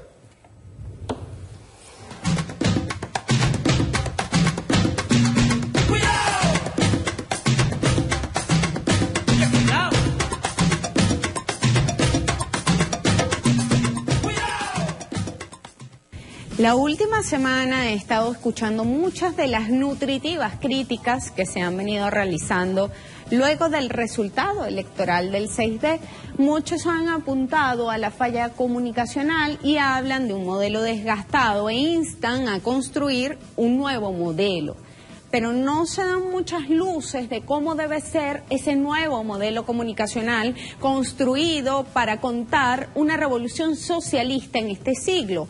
¿Cómo contar el paso de un hombre que, salido de una casa de bareque desde muy temprana edad, tuvo que ganarse el pan, soñó con ser pelotero y terminó en una academia militar conformando una rebelión cívico-militar que transformó para siempre la historia política de este país? ¿Cómo contar que ese hombre derrotó a la posmodernidad, el sustento filosófico del neoliberalismo que nos había convencido de que el fin de la historia había llegado? ¿Cómo contar a un hombre que reinició la historia, que reincidió en la esperanza y cual faro nos recordó que los pueblos somos dueños de nuestro propio destino, que podemos transformar el mundo, que las relaciones del capital no son parte de la naturaleza que nos convierte en polvo tras la muerte? En nuestra tierra, la formación geológica más antigua del planeta, de nuestro barro, se moldean héroes. Ese pueblo nuestro que nunca ha cruzado su frontera para colonizar ni conquistar, sino para liberar. Duras pruebas las que hemos enfrentado en esta gesta libertaria de 500 años y más, porque el tiempo para la historia es un suspiro. El 10 de diciembre de 1830, Bolívar nos hablaba: habéis presenciado mis esfuerzos para plantear la libertad donde reinaba antes la tiranía. He trabajado con desinterés, abandonando mi fortuna y aún mi tranquilidad. Me separé del mando cuando me persuadí que desconfiabais de mi desprendimiento. Mis enemigos abusaron de vuestra credulidad y hollaron lo que me es más sagrado, mi reputación y mi amor a la libertad. He sido víctima de mis perseguidores que me han conducido a las puertas del sepulcro. Yo los perdono. Al desaparecer de en medio de vosotros, mi cariño me dice que debo hacer la manifestación de mis últimos deseos. No aspiro a otra gloria que la consolidación de Colombia. Todos debéis trabajar por el bien inestimable de la unión. Han pasado 185 años de aquella carta y aún no ha existido, casi 2 siglos después, un modelo comunicacional que la englobe totalmente a ella o al delirio sobre el Chimborazo, por ejemplo. Pero sus palabras, vaya que guardan vigencia. Debemos cuidarnos de que la revolución solo exista si es televisada. Debemos escapar de la seducción de creer que el mantra es televiso, luego existo. Yo suelo preguntarme una y otra vez cuántas cosas habría logrado Bolívar con los avances tecnológicos, científicos y militares de todo tipo de los que disfrutamos hoy en día. Ahora bien, parándonos en nuestra época, podemos definir que nuestra sociedad ha debatido los principios éticos que consideran deben reflejarse en la televisión. No creo que exista un país en el mundo en el que se debata más sobre ese tema. Cuando observamos el mapa, sabemos que tenemos a no menos de 70 medios de comunicación cartelizados en contra de la revolución bolivariana y más allá contra los países de la ALBA y los diferentes mecanismos de integración que se han ido construyendo en nuestro continente. Entonces, ¿qué esperamos? Es claro que los gobiernos progresistas y revolucionarios de la región tienen que hacer surgir y pronto una respuesta multinacional y contundente que responda con la verdad a la cartelización mediática fascista. La comunicación es un hecho político, es un sistema de ideas, es una forma de ver el mundo, una filosofía. Ese contenido ideológico se distribuye en distintos instrumentos como la prensa, la radio, el cine, los medios digitales, las redes sociales y la televisión. Por ejemplo, el principal frente de batalla ideológico del imperialismo es el cine. Por eso la segunda industria en Estados Unidos, después de la de las armas, es Hollywood. La comunicación es más profunda que el hecho periodístico y va desde el libro de texto hasta la señalética de las calles, hasta la gran pantalla, por ejemplo. Dentro de nuestro Sistema Nacional de Medios Públicos existen diferentes canales de televisión. Está BTV, PIBE, Ávila, Telesur, TV, Colombeya, Conciencia, PDVSA TV, TV FAM, 123 TV, Alba TV, y sin embargo, pocas de esas televisoras han conseguido la fidelidad de sus usuarios y usuarias. Y el problema radica en la carencia de unos perfiles definidos y la proyección de las televisoras más pequeñas, o mejor dicho, a la carencia de la proyección de las televisoras más pequeñas. Así como también, por supuesto, la dedicación de muchos de estos canales a efectuar exactamente las mismas tareas o a dirigirse exactamente a los mismos grupos o a enviar exactamente la misma información. Entonces se hace necesaria la coordinación de la actividad televisiva pública para articularse en este sistema con un ente rector único que pudiera ser una corporación con el objetivo de configurar un nuevo imaginario audiovisual. Pero lo cierto es que en esta tarea vamos contra reloj y una nueva forma de consumir contenido se aproxima con la comunicación transmedia, que es mucho más que lo 2.0. Es difícil conseguir una comunicación masiva que no pretenda vendernos un producto, sino que quiera hacer transitar ideas, como es el caso nuestro. Esa es la diferencia fundamental entre la comunicación política o la propaganda o la comunicación que nosotros quisiéramos construir en revolución y la publicidad. Nuestros hábitos de consumo, de comunicación, están marcados por el capitalismo y eso es una realidad. Y toda la distribución de la información se genera desde esas estructuras creadas por el capitalismo. Veamos el siguiente video para saber en qué anda la comunicación capitalista de hoy y cuáles espacios debemos pensar en ocupar desde ya. Las personas siempre hemos necesitado historias para comunicarnos y sentirnos conectados. Las buenas historias pasan a formar parte de nuestras vidas y de nuestra cultura. Por eso, si algo tienen en común las marcas más reconocidas, es que todas cuentan una historia. Sin embargo, algo está cambiando. Nunca antes habíamos tenido tantos dispositivos y pantallas desde los que seguir una historia. Y hoy, los consumidores buscamos nuevas experiencias más profundas y participativas. Quizás por eso, las historias se cuentan y siguen de forma diferente. Javi entra en Facebook. Su amigo Andrés ha colgado un vídeo muy curioso. En un concierto de un famoso cantante, una chica se sube al escenario, coge un micro y empieza a cantar. Su voz es increíble. Cuando seguridad sube a por ella, se quita una zapatilla, la lanza y escapa entre la multitud. El vídeo fue subido a medianoche por un espectador. El vídeo es espectacular y muy gracioso. Javi lo comparte también 30 de sus amigos, algunos en Twitter. Uno de ellos, Ana, hace un fotomontaje con el lanzamiento de la zapatilla y crea un Tumblr. A las pocas horas hay 20 fotos imitándolo y el vídeo tiene 5.000 visitas. Paco lee en la Rolling Stone que el cantante quiere encontrar a la chica para hacer un dúo con ella. Y entra al Twitter oficial del cantante. Ha publicado una foto de la zapatilla diciendo que es su única pista. Es un modelo nunca antes visto. Firma con un hashtag que en unas horas se convierte en trending topic. Pepe descubre un blog sobre zapatillas de diseño. No parecen estar a la venta. Le encantan y sube unos cuantos modelos a su Pinterest. Marta y Julia ven en la tele un resumen de Talent Shows. Se fijan en la reposición de un casting. A una chica de voz espectacular la humilla el jurado sin razón aparente. La chica comenta que es limpiadora y que ha trabajado mucho para poder llegar allí. Eso hace aumentar las burlas de los presentadores. Julia, que estuvo en el concierto del artista, identifica a la chica del casting. Es la chica misteriosa. Busca el vídeo del casting en YouTube y lo publica en Facebook. Mientras tanto, la discográfica del cantante sube el directo a Spotify y la canción con la espontánea se convierte en la más escuchada y número 1 en iTunes. José, Fernando y 5 millones de personas ven un spot en televisión de las nuevas zapatillas de una marca. Son las que aparecían en el blog y que lanzó la chica. El cantante anuncia un concierto para encontrar a la chica y volver a cantar con ella.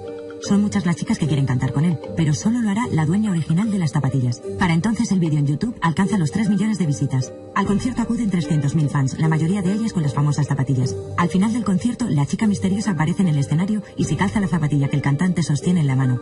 La pareja canta su famoso tema. Ya se han encontrado y los fans han sido testigos de esta unión provocada por una zapatilla perdida. Y así, un cuento clásico se transmitió de forma adecuada a las audiencias actuales. Puede que esta historia no refleje tu producto, pero sí refleja la realidad de tu público objetivo y su forma de procesar la información. Por eso, para ser relevante para una generación hiperconectada y estar presente en su vida, se necesita un contenido líquido, adaptable, para distribuir por todos los medios disponibles. Diferentes niveles de profundidad en la historia, hechos para distintos niveles de implicación de cada usuario.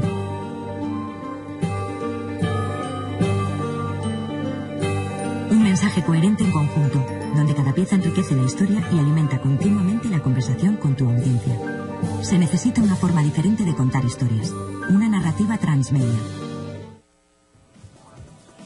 Contra eso es que competimos. Y de nuevo, herramientas con las que queremos hacer transitar ideas y no productos. Porque podría decirse que nos toca hacer la guerra con las armas del enemigo.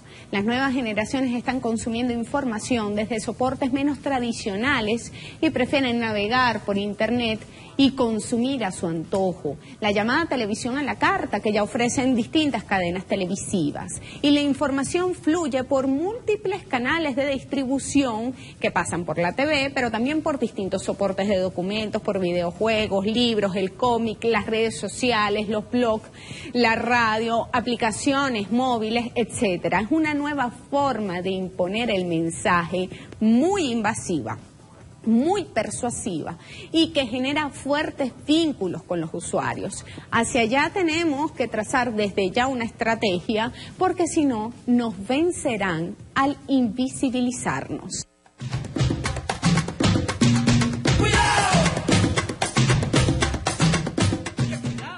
Fíjense, yo le voy a dar un ejemplo rapidito, lo que es los rumores, pues. Aparece hoy en una rueda de prensa el señor Chugo Torrealba, al lado estaba Ramos Ayú, estaban los otros tontos al lado. Entonces dicen que le estaban impugnando yo no sé cuántos diputados. Automático eso se hizo redes, el rumor. Tiene que salir el Tribunal Supremo de Justicia a hacer un comunicado para decir, no, eso no es verdad. Pero ya el daño está hecho.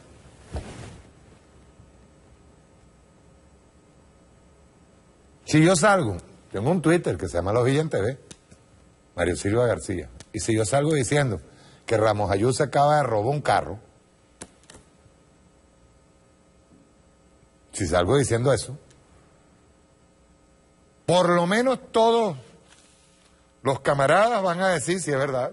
Ramos Ayú se robó un carro, y a lo mejor saldrá Ramos Ayú, hará un comunicado, eso es mentira, de Mario Silva, yo no me robé ni un carro, y vayan a la PTJ, en la PTJ entonces saldrá o el 6CPC saldrá y dirá, no, eso es mentira, no, aquí no hemos traído a Ramos Ayú porque no ha firmado, no se ha robado ningún carro. Pero ya el daño está hecho. Así pasó con nosotros. Nos tuvieron en una guerra permanente y lo que ellos nos escondían, harina, comida, todos los bienes, artículos de higiene personal, artículos de higiene para el hogar, y convirtieron lo que ellos estaban haciendo, lo convirtieron en algo, en una deficiencia del Estado. Lo convirtieron en culpa de nosotros. Luego, lo del ejemplo del huevero es lo más patético. Van los hueveros, se sientan, pum, pam, hablan allá, se sientan con Jorge Arriaza, llegan a unos acuerdos, firman los acuerdos y salieron de inmediato a esconder los huevos.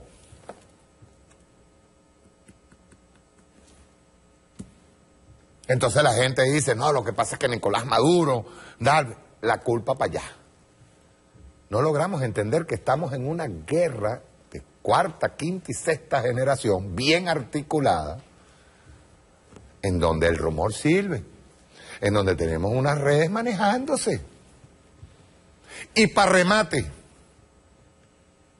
por eso iba a leer este artículo, se llama Ayuda a otros a no caerse o a levantarse. 9 notas postelectorales de Diego Sequera. Excelente artículo. Lo quiero leer.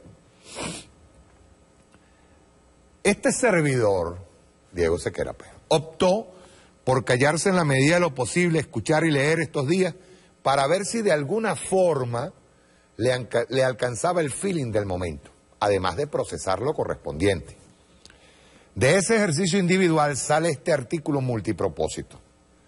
Se vale leerlo por separado o en su conjunto. Ojalá sirva de algo ante tanta pontificadera. Coño, porque han salido más papistas que el Papa, compadre, por todos lados. Primero, yo con el momento y el momento con yo, leal a mi derrota. Muchos nos acostumbramos a ver y vivir lo extraordinario, incluso en sus momentos de sección más antiespectaculares. Y quizás somos los mismos que por el peso de esa costumbre perdimos y perdemos el carácter dolorosamente diferente de la derrota. La derrota también es extraordinaria.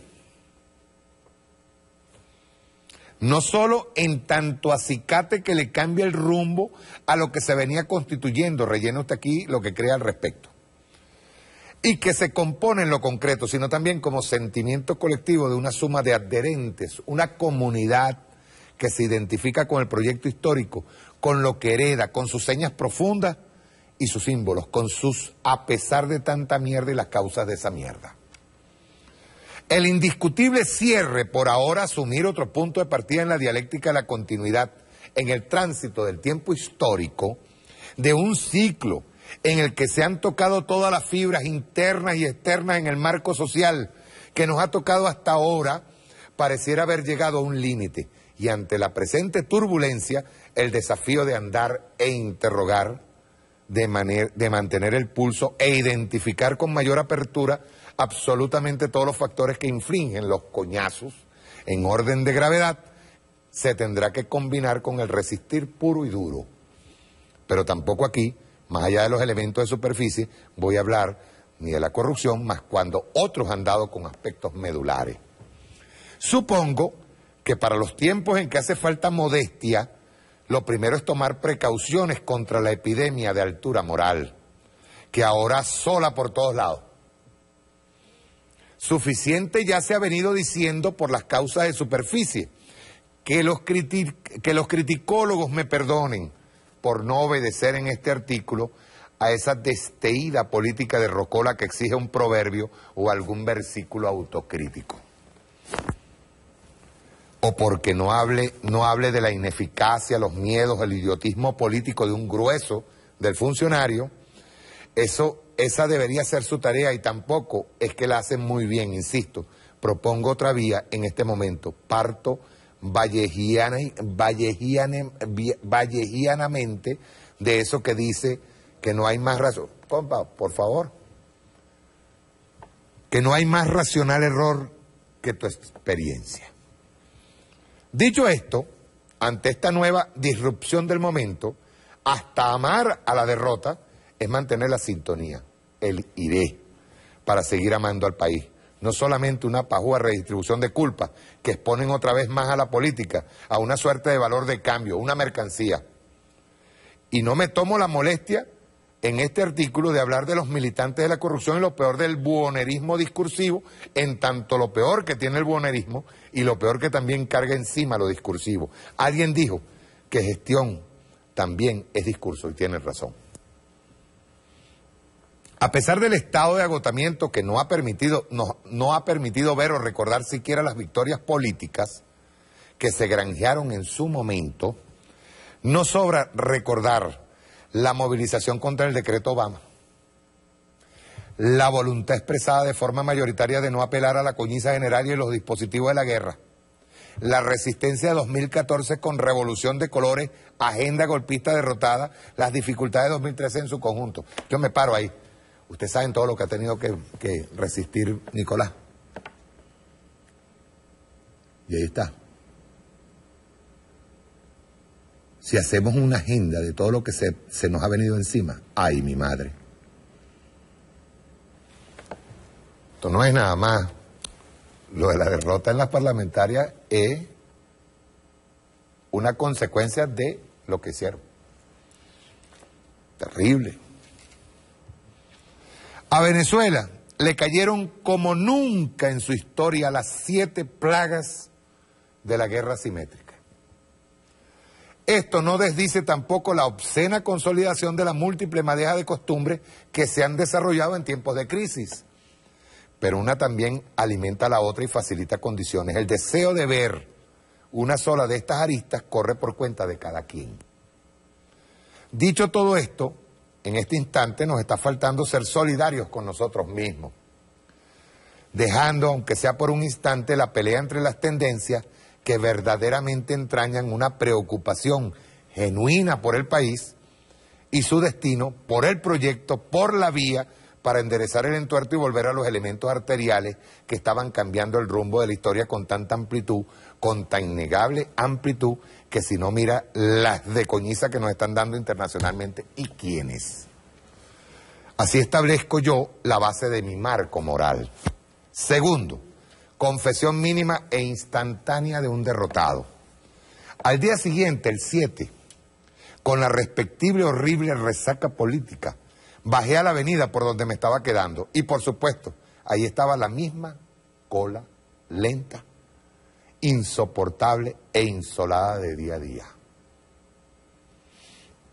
Pero por primera vez, al verla, a diferencia de todas las oportunidades anteriores, la noción de carga que de algún modo se aligeró, me constató la sensación de la derrota. El hecho de que no tuve que blandir una vez más las motivaciones por las que todavía estoy con el gobierno y con el chavismo, porque la noche anterior había sido derrotado, causó ese extraño y momentáneo efecto. Por un momento, poder bajar la guardia fue también despejar para lo que viene. Tercero, la banalización de la guerra o la batalla por el relato. Aquí voy a obviar un nombre, lo advierto, para Diego Sequera. Lo voy a obviar porque no voy a caer en disputas, ¿no? El bazar navideño del pensamiento crítico y en particular las aristas del telodijismo y la petulancia analítica del vanálisis que se lanzan de este lado, aplanando, machacando y armonizando con la banalización política general, sobre todo a partir de la primera señal que dio el presidente respecto a las causas de la derrota, la guerra, que es mucho más que económica, fue la victoriosa. Esa noción, tanto por abstracta como por voluntad de autocompasión estética e ideológica, mediante la banalidad del bien, la vuelven inexistente en el pensar. Pero ahí está. A falta de un llorado mea culpa, fíjense bien esto, a falta de un llorado mea culpa, donde la primera palabra de Nicolás sea, porque era lo que estaban esperando, perdimos por mi culpa, ustedes siempre tuvieron la razón. Dice, de ahí en adelante la celebración teórica alcanzó cotas insólitas de comulgación con los argumentos de la Mesa de Unidad Democrática, o de la MUD. Llegaron a parecerse, compadre.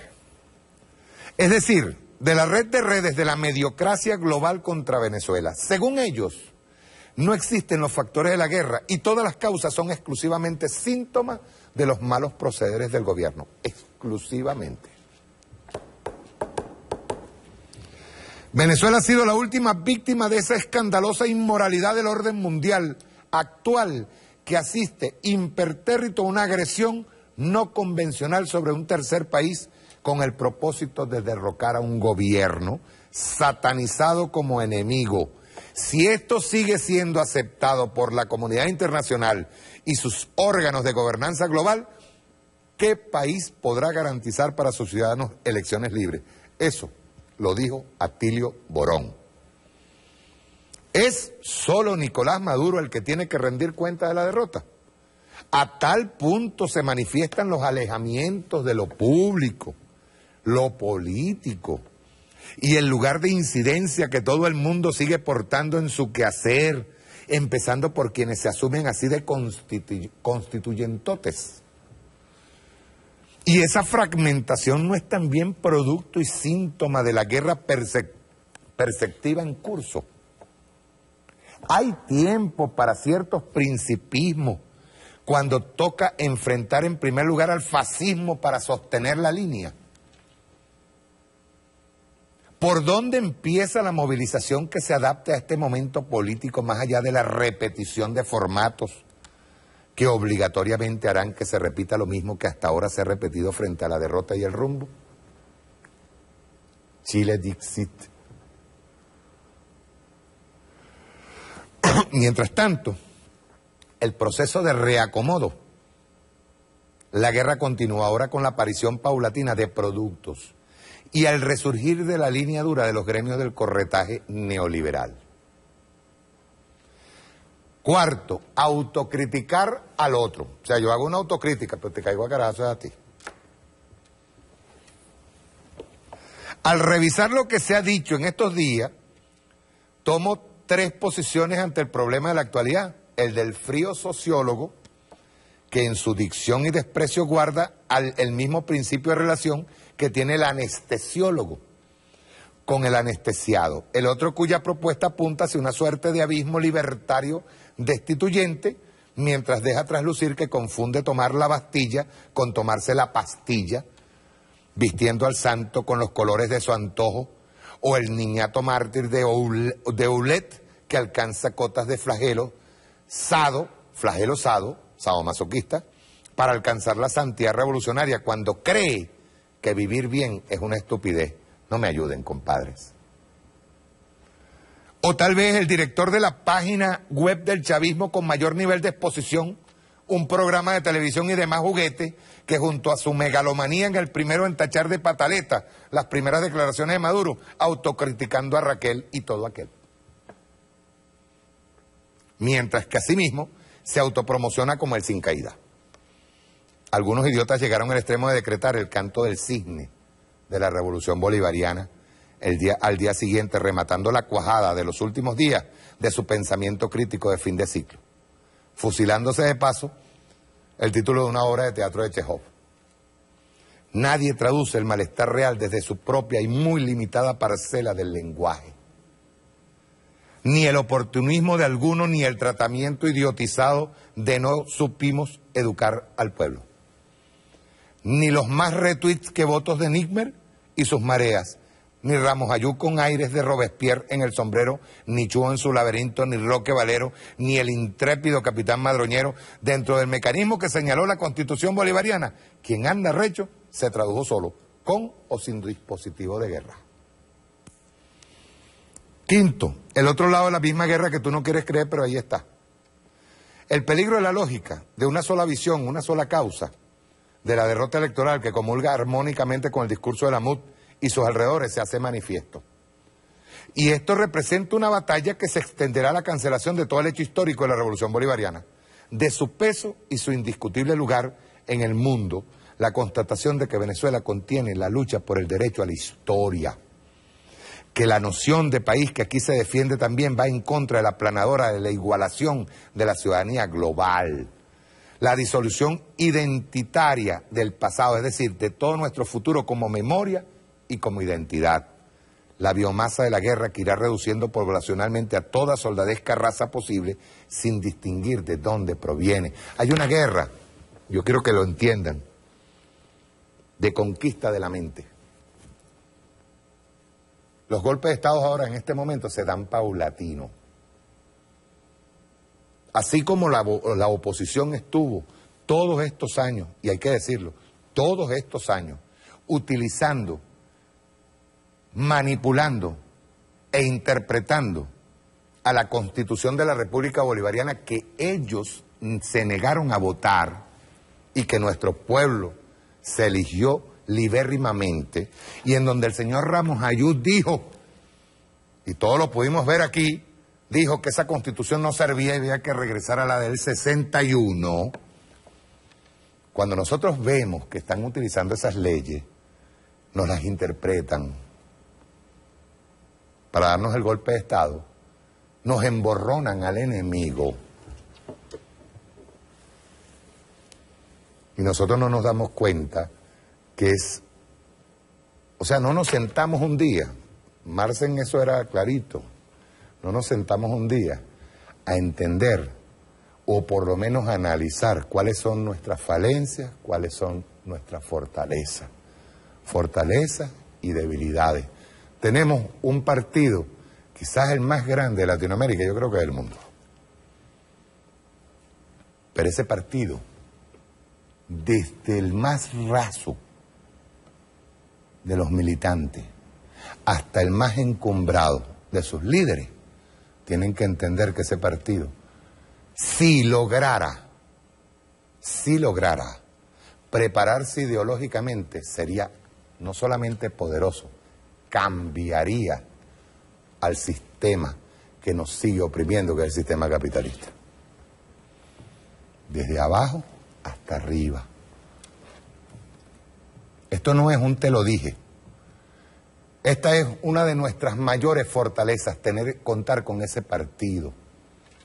Pero eso no es un partido que en la esquina, escuchen bien lo que les voy a decir, eso no es un partido que en una esquina tú vas a agarrar y por mantener tu liderazgo desde abajo, en el barrio, porque tú hablas más duro, porque tú eres el líder del barrio, entonces tú cuando veas que alguien te viene a hacer una pregunta lógica, tú lo aplastas. En vez de enfrentar la pregunta lógica y decir, coño, vamos a sentarnos, vamos a hacer el análisis, desde abajo hasta arriba. Esa es una de nuestras mayores fortalezas. Pero el liderazgo se ha hecho inorgánico. No nos hemos sentado con cada una de esas personas, y créanme, hay muchísima gente allá abajo. Que dicho sea de paso, a veces se pierden en las cosas domésticas. Cuando se trata de una lucha más grande. Se pierden las cuestiones domésticas. No, porque este agarró, entonces vino. Y muchas veces por el rumor. Y tenemos gente allá abajo también dividiendo. Tenemos a gente que viene porque no le gusta fulanito de tal, ya nada más que por cuestión emocional, porque no le gusta, empieza a dividir desde abajo, en las comunas, en los consejos comunales, en el partido, allá en las esquinas. Cuando se trata del país. Se trata del país. Esa es una de nuestras mayores, ahorita, fortalezas, pues. Es una fortaleza y una debilidad al mismo tiempo. Si lográramos cohesionar esa fuerza, cohesionarla, convertirla en liderazgo duro, rebelde, que tenga capacidad de cambio, nosotros estaríamos ganando. Y para lo que se nos avecina ahorita, para lo que viene ahorita, porque ellos vienen con todo. Vamos a ser claros, ahí no aparece un chubo antes del 24 de diciembre, antes del Niño Jesús, hablando mierda, no. Él sabe por qué lo está diciendo, él sabe que es una mentira, pero tiene que hablar mierda. ¿Por qué? Para mantener el miedo en la población, para mantener en vilo a la gente. Eso es igualito que la salida. Saquen cuenta, yo le voy a hacer una sola pregunta. ¿Dónde se dieron las guarimbas? Dígamelo. ¿Dónde se dieron las guarimbas? ¿Se dieron ahí en Petare? ¿Se dieron en los barrios? No. Se dieron en los sectores de clase media. Y nosotros nos preocupamos por esas guarimbas. Y había que preocuparse, porque había que acabar con esas guarimbas. Pero como fuimos reactivos, nos olvidamos del cerro. Esa es una fortaleza y debilidad. Y teníamos al partido funcionando. Pero cada elemento del partido, cada liderazgo del partido, cada VC, cada liderazgo local, desde el local hasta el nacional, tiene que entender que no es una cuestión, no es un trabajo remunerado, esto es un trabajo ideológico. Es un trabajo ideológico. Tenemos un presidente, esta es otra fortaleza, tenemos un presidente que no descansa. Yo el otro día lo dije aquí. Dije, muchos de los que hablan, los quisiera ver yo en los zapatos del presidente Nicolás Maduro. Los quisiera ver allí. Ah, ¿tenemos nuestros intelectuales orgánicos? Sí. Hay que sentarse, no solamente a ver nuestras falencias, no, vamos a ver cuáles son nuestras fortalezas y que esas fortalezas las transformemos en puntas de lanza para lo que va a ser la revolución y lo que tiene que ser. Eso que llaman renacimiento. Yo escuché por ahí a alguien que el presidente Nicolás Maduro no tiene que hablar de renacimiento porque eso es como decir que algo se murió. No. El presidente Chávez lo dijo en una oportunidad, se levantó el Lázaro. Se levantó el Lázaro.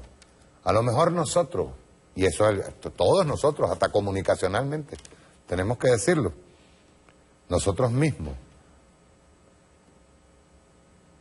no supimos enfrentar, lo digo yo por cuenta propia, yo mismo. Yo no tenía que haberme parado solamente en lo emocional,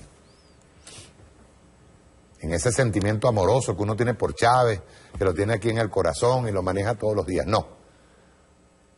Había que desnudar eso que la oposición y los mecanismos de guerra psicológica y de guerra económica nos borraron. Había que hacerlo. Porque hay un desconocimiento, y esa es una de nuestras falencias, un desconocimiento operativo de nuestra fuerza. Lo digo por lo comunicacional en este caso.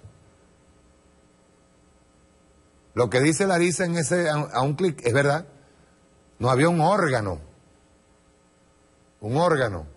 que aglutinara todo y entendiéramos porque siempre nos agarra lo reactivo, y que entendiéramos en un momento dado que teníamos un problema encima, grave. Grave, y había que enfrentarlo. Ese es igual ahora mismo, y esto lo doy yo como pues la utilización no solamente del partido, la utilización de todas las organizaciones populares. Yo pienso que las leyes, en este caso las leyes del Poder Popular, la ley de Contraloría Social, la ley orgánica de las comunas, la ley orgánica de planificación pública y popular. Cuando hablamos de Contraloría Social, no solamente estoy imaginando a todo el colectivo, a todo el pueblo detrás y haciendo Contraloría Social y denunciando lo que haya que denunciar y lo que haya que cambiar hay que cambiarlo, sino que eso se convierta en una especie de reactivador de la producción. Porque es muy fácil hacer una crítica. Lo difícil es construir después de la crítica.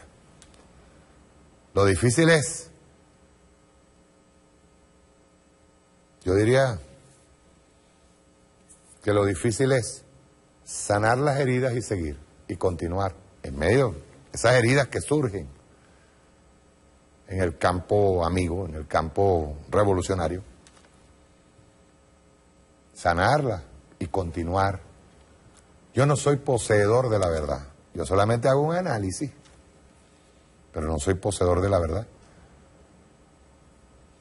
¿Cuántas veces yo no vi grupos, y el gordo lo recuerda ya, cuántas veces no vi yo grupos en Twitter que se atribuían la dirección de la tropa?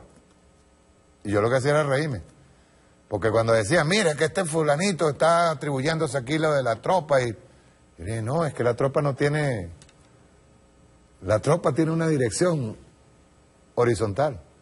Todo el mundo es tropa, y todo el mundo avanza en tropa. Y una de las cosas que nos organizó en tropa dentro de Twitter fue eso, no atribuirse la dirección de la tropa, para que ustedes vean. Yo recuerdo que una vez le llegaron a poner hasta cargos militares, este es general, este es capitán, entonces yo el mismo día que yo estaba escuchando eso dije, no, ¿qué es eso? ¿Cómo es esa vaina de que aquí un general y un capitán y coronel? ¿Qué pasa?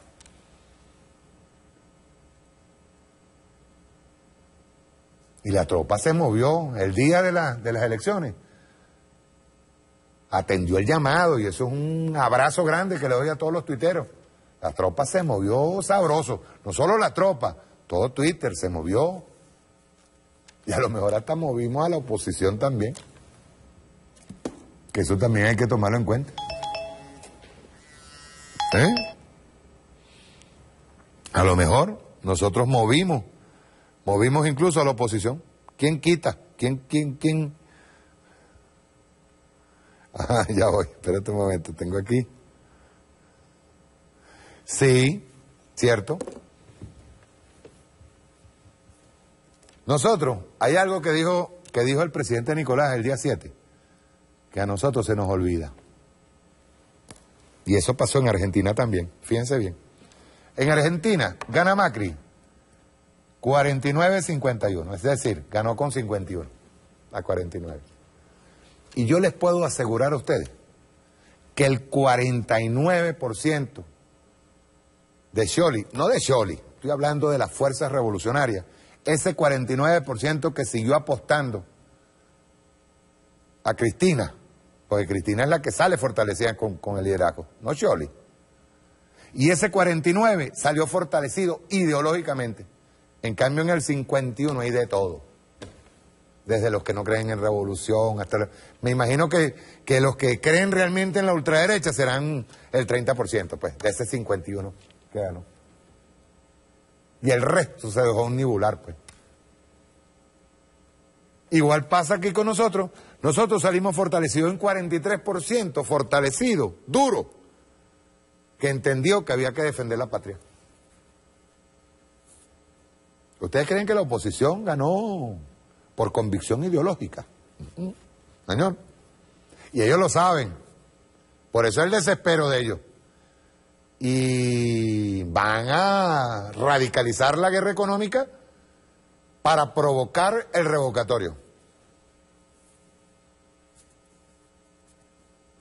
O si no, van a pretender, nosotros tenemos leyes en mano, van a pretender tirarnos el golpe parlamentario. Del dicho al hecho hay mucho trecho, lo dije al principio. Pero es difícil que lo puedan hacer. Ellos este año, a partir de... Mire, ¿ustedes creen de verdad que ellos van consecuentes con el pueblo que los eligió? con el pueblo que manipularon y lo eligieron, pues, ¿verdad? Con los confundidos, con todo esto, no importa. Pero ideológico nunca. Ahora, ¿ustedes de verdad creen que ellos van a llegar? Mira, vamos a ir por consenso, vamos a tratar de mejorar al país. La asamblea, lo dije aquí más de una vez, es el primer objetivo. El objetivo ahora es Nicolás. El objetivo es la revolución y vienen con sed de sangre. Entiéndase.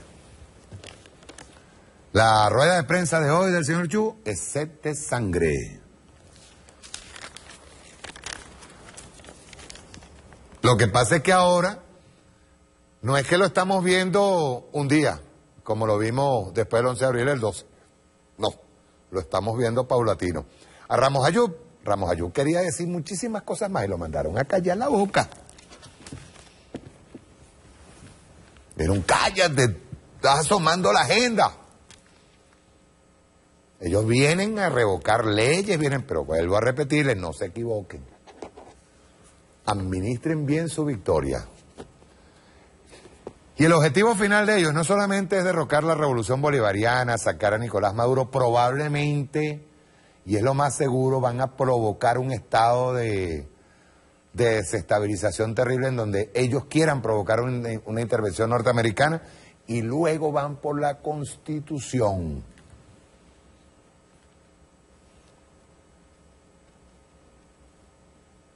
Craso error. Le pasó a Macri y les va a pasar a ellos. Craso error. Estos pueblos cambiaron. Cambiaron. Bueno. Llegamos al final. Quería decirles a todos una feliz Navidad, un abrazo bien grande, reciban un niño Jesús bonito, coman hallacas. A los que están alteraditos, cómanse la hallaquita con tilo. Si no al whisky le echan un whisky con tilo. A los que van a viajar para Miami se les saluda. A los que van a Curazao y a los que nos quedamos aquí luchando, trabajando, a pasar una feliz Navidad, tranquilo. Tenemos un pueblo que se está movilizando, eso es bueno decirlo. Tenemos un pueblo que se está moviendo. El próximo 26, después que llegue el niño Jesús, vuelvo a salir al aire.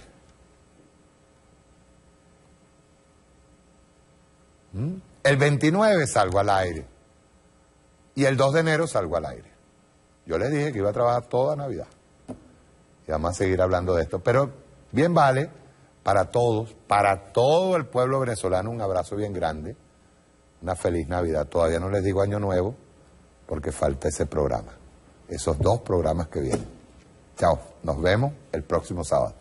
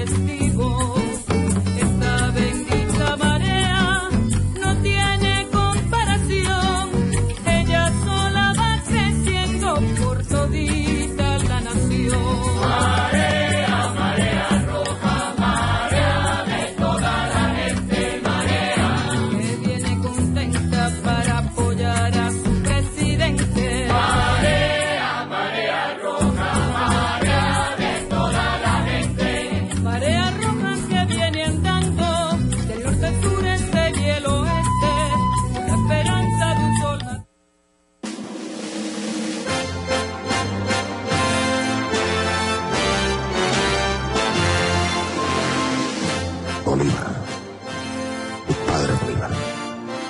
Lo hemos visto, Bolívar. Y un poco le pregunté en silencio, orando, aquella pregunta de Neruda: Padre, ¿eres tú? Y me respondió el mismo Neruda, desde el corazón: sí, soy yo. Pero despierto cada 100 años, cuando despierta el pueblo.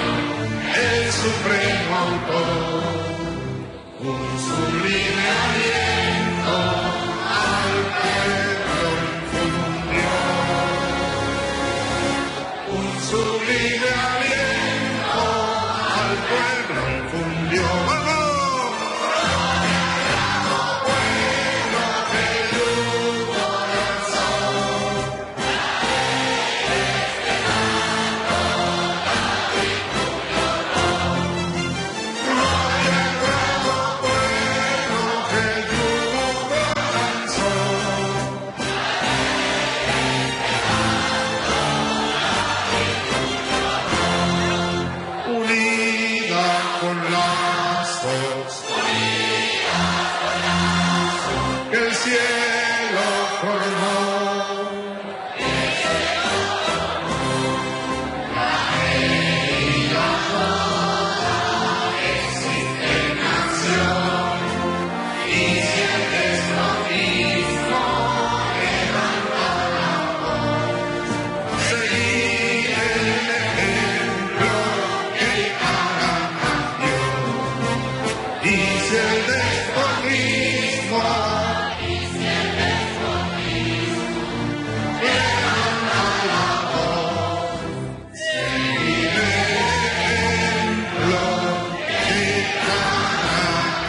Dios.